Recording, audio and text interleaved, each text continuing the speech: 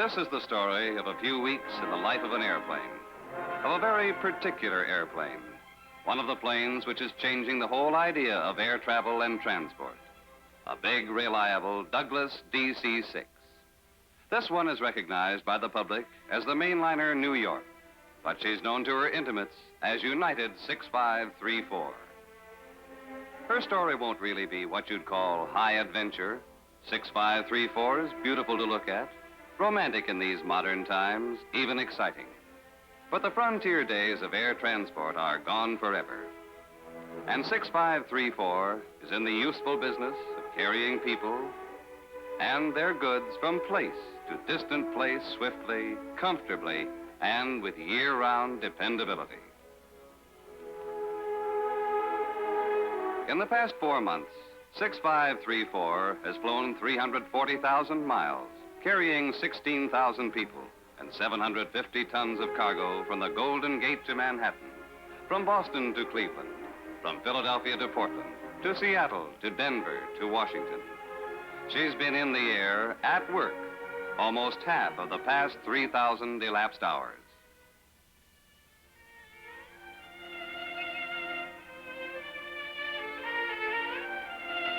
But 6534 will never grow old. She will always be a new airplane. Her fountain of youth is the company's vast $6 million maintenance base at San Francisco, where 1,900 skilled men and women continually service and improve the airplanes of United's mainliner fleet. Here is a prime source of 6534's dependability. Almost none of the work on this 1,400-hour overhaul is needed now, but the base is dedicated to the principle of preventive maintenance.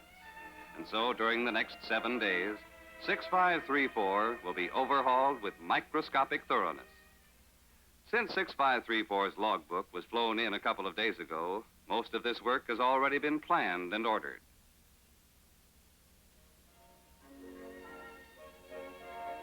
This great overhaul dock, the only one of its kind in the world, is a remarkable example of modern industrial technology.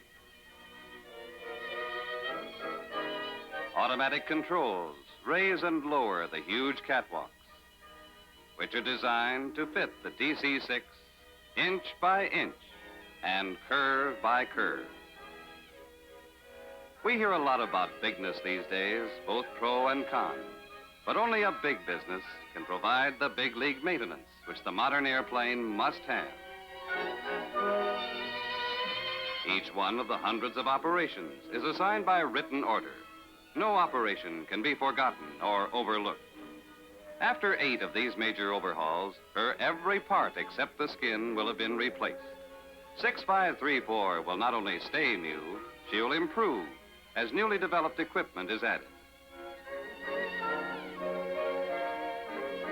The 18-cylinder Wasps are among the biggest piston engines now being made. The carburetor alone is larger than some automobile engines. Taken apart down to the last bolt and pin, each part will go to its appropriate sub-department to be tested, then refinished or replaced. When the small parts have been grouped in baskets to ride the overhead conveyor for the 5-hour trip through the cleaning bank, our 2,100 horsepower stretch out on a line 60 feet long.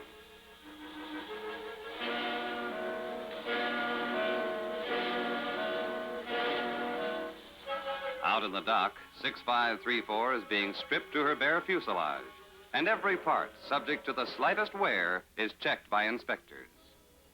New slotted flaps, about the size of barn doors, permit shorter takeoffs and slower landing speeds. The landing gear, like all of 6534's critical equipment, has duplicate operating mechanisms, one electric and one hydraulic, each entirely independent of the other. The extraordinary delicacy and precision of a top instrument craftsman can make a watchmaker feel heavy-handed. The gyroscope brain of this automatic pilot spins at 18,000 revolutions per minute, with parts so small that they're adjusted through a microscope. Yet the giant propellers are also so finely balanced that they can be set in motion by the weight of a single paper match. An automatic pitch control mechanism shifts gears from climbing to cruising in flight. Upon landing, the blades can be fully reversed so that they push against the air, stopping the airplane smoothly and swiftly. Visual and micrometer inspections are supplemented by World of Tomorrow devices which uncover any hidden flaws. In orderly ranks, the new and renewed parts are conveyed to the final assembly line. And once again, they begin to assume the form and function of a giant double wasp engine, seen here in progressive stages of reassembly. Its 18 cylinders, equipped with water injection and jet thrust exhaust, deliver a maximum of 2,400 horsepower. When the pilot guns 4 of these great power plants for takeoff, the 9,600 horses under his hand drive the DC-6 through the atmosphere with more power than is provided by any locomotive now riding the rails.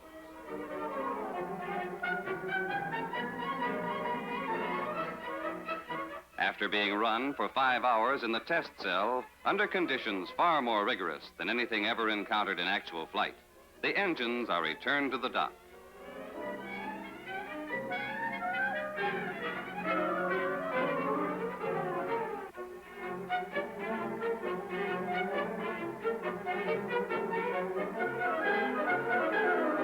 And now the overhaul draws to a close.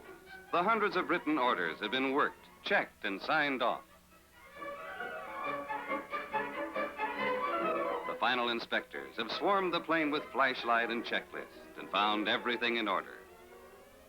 And on the 5th day, 6534 backs out of the dock feeling like a new airplane, which she is. But there's still another 2 days of careful scrutiny on the ramp by inspectors who check on the inspectors before she's ready for flight testing. During the next 4 hours, the test flight crew will check and recheck the special factors which give 6534 her great dependability. Those reserves of range, altitude, speed, and power. For range, her tanks can swallow the whole 4,200-gallon load of this huge gasoline tank truck, giving her the ability to reach a landing place hundreds of miles beyond any scheduled destination.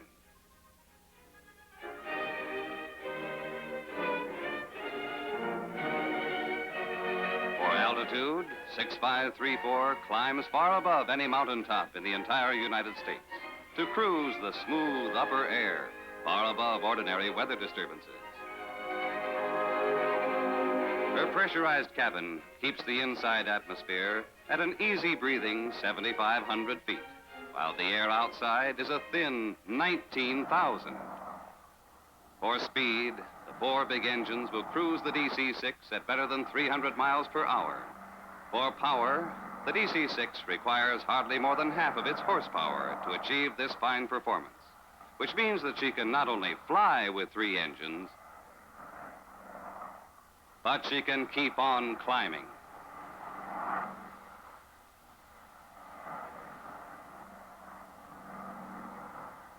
And she can maintain her altitude comfortably with any 2. 6534 ordinarily cruises at only 55% of her rated power, leaving a comfortable reserve which can be used to maintain normal schedules against adverse wind conditions.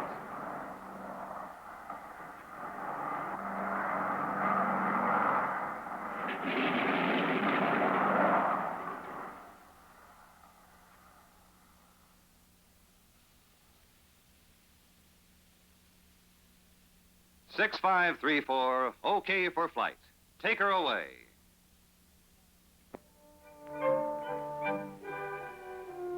And 6534 goes back on the line, back and forth over United's 13,250 miles of scheduled routes. Clouds are hanging low over the Los Angeles airport this winter morning, and the rain which drizzles off 6534's silver shoulders is only a sample of the weather which lies far to the east. Today, 6534 is scheduled for Flight 608, the Hollywood, eastbound to New York, with 1 stop at Chicago. The crew checks in an hour and a half before flight time. Posted on the weatherboard, the captain finds a broad assortment of detailed data, including reports of wind conditions at various altitudes and flight logs from pilots who've just flown in over the identical route. The meteorologists get new information minute by minute. Today's ground weather is unfavorable from Denver east, but as usual, the upper air is clear and smooth at the 19,000-foot cruising level. The co-pilot computes his gasoline load to carry the plane beyond Chicago to an alternate airport if need be, plus an ample reserve. Departure time comes closer as the airport limousines bring their passengers from the hotels and terminals. And as the passengers check in for their flights, it becomes obvious that just about everybody travels by air these days. But the captain well remembers that a very few years ago, under similar weather conditions, this flight would not have left the ground. That's true. Today, lying across the north central plains is a low-pressure area, characterized by rough air and strong winds blowing in a counter-clockwise direction. Not long ago, unfavorable weather along a single basic route might have canceled the flight. But nowadays, we have many available routes, all radio-controlled airways, and we can choose the one where the weather is best. So today, we'll fly our regular course as far as the Grand Canyon and then swing south via Amarillo, Texas, and let those circling winds give us a tailwind boost, which will offset the extra mileage. Tomorrow, the storm center will have moved southward. We'll fly a northerly course. The next day, we'll be back on our regular route.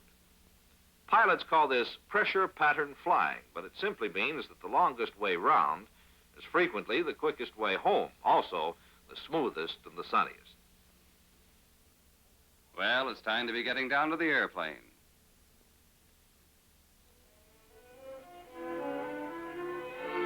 Out on the wet ramp, 6534 is drinking her breakfast as the flight engineer, third man of the crew, concludes his nose-to-tail check of her equipment.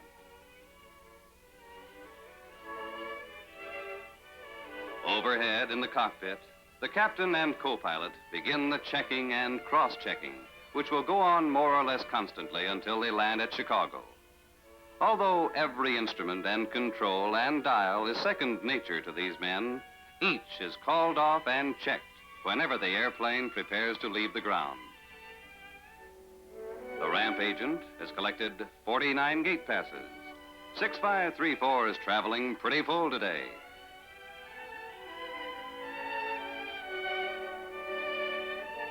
The two stewardesses will have plenty to keep them busy.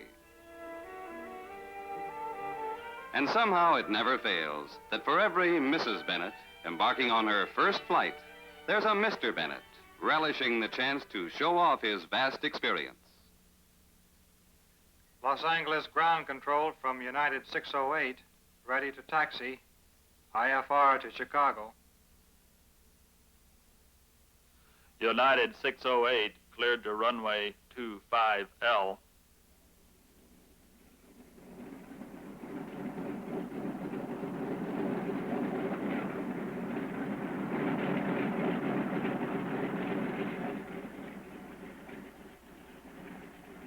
United 608, ready for takeoff.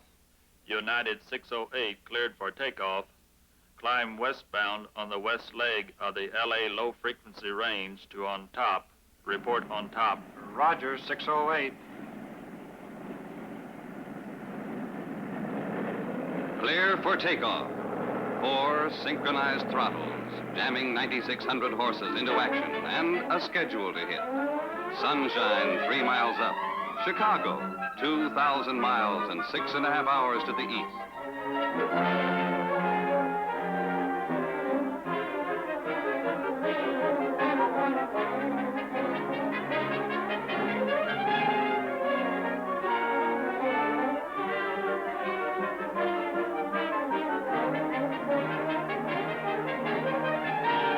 When 6534 climbs into the cloud cover a few hundred feet above the field, Mrs. Bennett would feel much better if she knew that the plane is riding a radio track more sharply marked than a highway route. But her uncertainty is momentary. because these big airplanes are usually only 15 minutes from sunshine. Aircraft headed east fly at the odd 1,000-foot altitudes, leaving the even levels cleared for planes flying west. So when the captain levels off at 19,000 feet, 6534 is far above any mountaintop in the United States and clear of airplanes flying in the opposite direction. Passing Hoover Dam and Lake Mead, the co-pilot radios his position and gets in return the latest weather and wind data.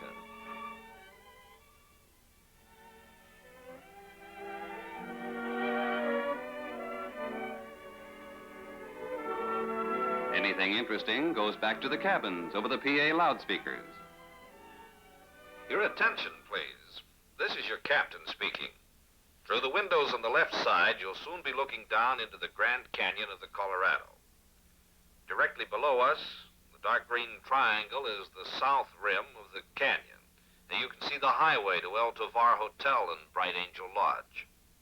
Radio reports indicate that we should continue to have only scattered clouds until we're over the divide, so there'll still be quite a lot to see. Thank you.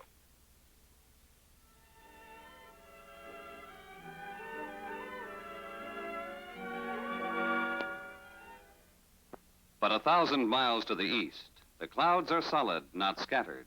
Chicago Dispatch expects to bring 6534 in as scheduled. But the airlines believe in anticipating every possibility. And so the Chicago Dispatcher refers Flight 608 to base dispatch and payload control at Denver. These offices control the movements of every airplane in United's mainliner fleet, as well as the loads they carry 24 hours of every day. So, out over one of the most extensive private telephone and teletype systems in the world, go payload's requests for data on the individual passengers aboard 6534. To Los Angeles reservations. Which passengers want connections at Chicago? To Chicago reservations. Which passengers want connections on United for Washington, Philadelphia, Detroit, Boston? To Milwaukee, Cleveland, and Detroit airports. Can you take care of Flight 608 if we divert it to you from Chicago? Soon, the communications net brings back the data on Flight 608. Every passenger is now known by name, and every individual's problem will enter into the final decision. Payload and dispatch work up their plan for the flight. If Chicago ceiling drops below the 300-foot minimum, they'll set 608 down at Milwaukee for refueling en route to New York. Prearranged transportation will bring her Chicago passengers to downtown Chicago. These alternate routings are planned as a matter of routine procedure.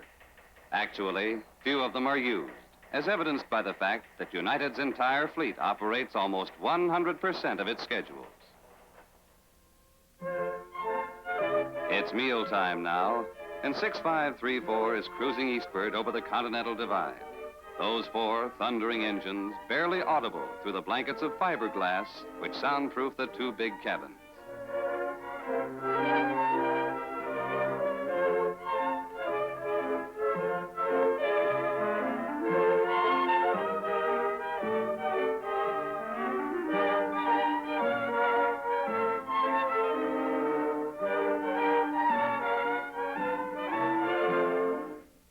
Prairie states now, riding the beam up toward the Great Lakes.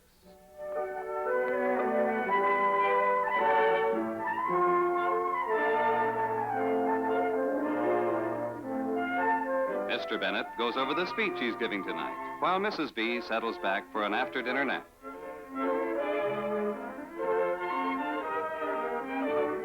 Beyond the wheat belt, across the Mississippi, and as 6534 approaches Chicago, the dispatcher radios that the airport is now open.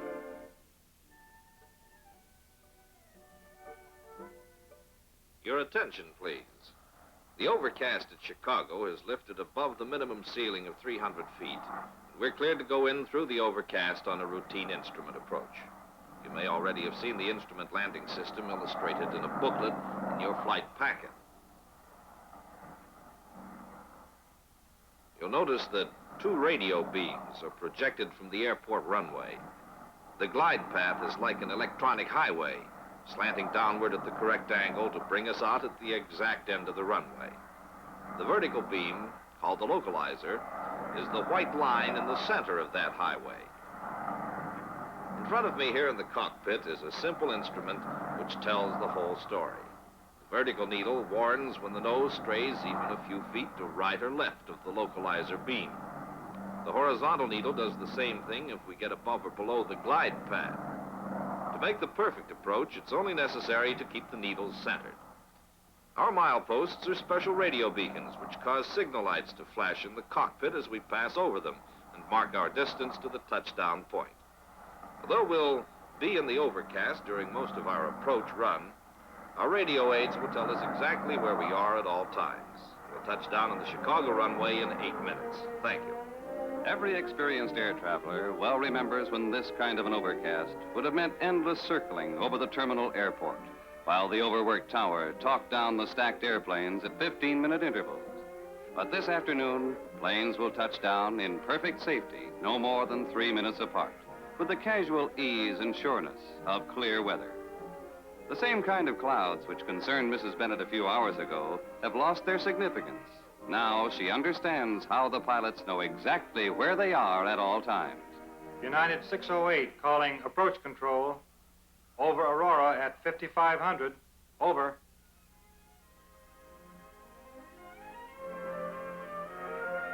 Roger. United 608 cleared to ILS outer marker. No delay expected. 5 miles from the field, the captain lines up with ILS. And the pointers settle down to a steady fix. Wings flat to the glide path, nose straight on the localizer. 6534 is angled for the exact end of the runway, as surely as though she were flying down through an invisible tube.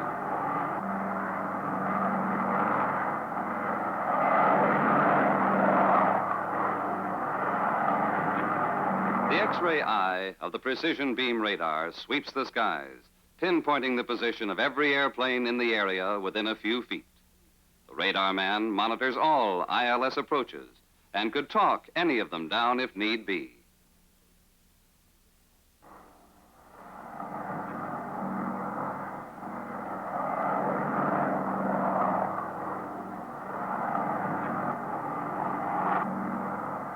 Landing gear down.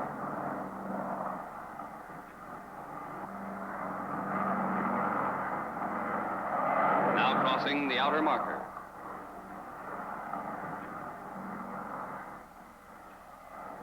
United 608 over the outer marker at 07. Roger, United 608. You are now cleared to the Chicago Tower. ILS approach. United 608 leaving outer marker inbound.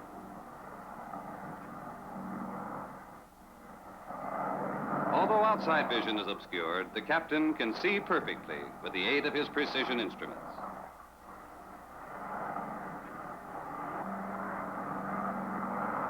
Airspeed 135, 130, 125, There's the inner marker. 125, 125, 125. And there's 6534 breaking out of the overcast, lined up for a perfect landing.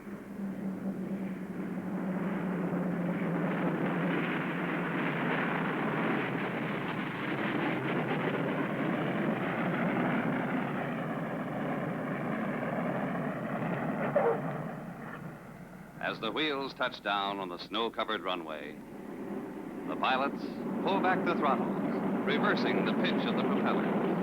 The engines keep running forward, but the propeller blades change from pull to push, helping to bring the airplane to a smooth, swift stop. Chicago, after 2,000 miles of sunshine, over some of the worst ground weather of the year, and on the midway ramp within 5 minutes of schedule. New York-bound passengers will have time to stretch their legs, make a phone call, or send a wire. But despite the nasty weather underfoot, the well-coordinated ground crews will have 6534 refueled and stocked with hot meals, mechanically checked from nose to tail, mail and luggage and cargo handled and stowed, and the airplane and her people back in the air within 30 minutes.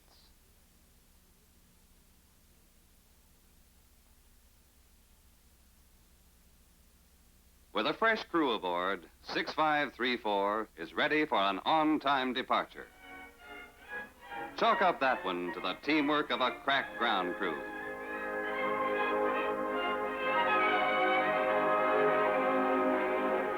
Destination, New York.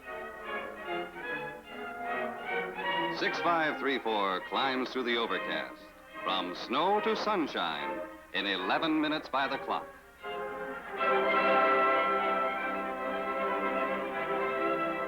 Mrs. Bennett and her fellow passengers will be in New York on time. Once those words would have been a boast. Now they're just a routine statement of fact. For today and every day, at air travel's peak hour in the late afternoon, more than 500 airliners are aloft at once over the United States, carrying some 600 tons of cargo and 15,000 passengers, swiftly, safely, and dependably, in a thundering tribute to the airlines of America, big and small, whose crisscrossing routes are weaving a bright new tapestry of service to the present and promise to the future.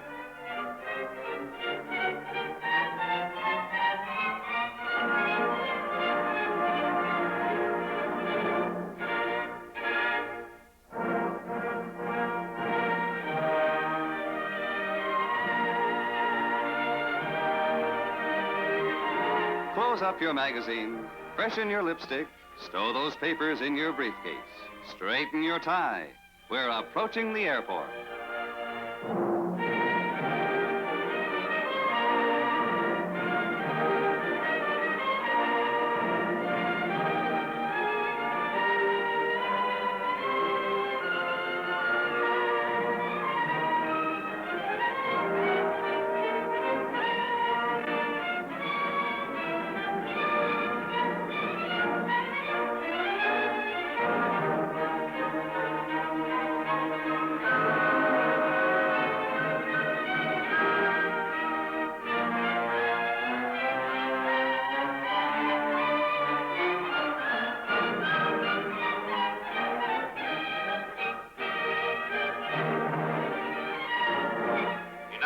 Flight 608 from Los Angeles via Chicago to New York, now arriving at Gate 3. To close another page in the logbook of United 6534.